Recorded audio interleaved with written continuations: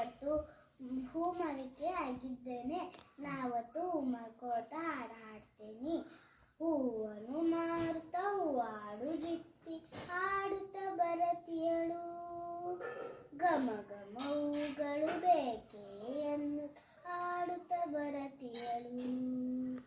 ಹೂವನ್ನು ಮಾರುತ್ತ ಹೂವಾಡುಗಿತ್ತಿ ಹಾಡುತ್ತ ಬರತಿಯಳು. ಘಮ ಘಮ ಹೂಗಳು ಬೇಕೆ ಎಂದು ಹಾಡುತ್ತ ಬರತಿಯಳು. ಹೂ ಬೇಕೆಂದ್ರೆ ಹೂ, ಗುಲಾಬಿ ಹೂ ಬೇಕೆಂದ್ರೆ. हाय फ्रेंड्स, मेरा जय श्री कृष्णा। मेरा नाम साक्षी पाटिल। मैं आज गुजराती बनी हूँ। केम छो मजामा?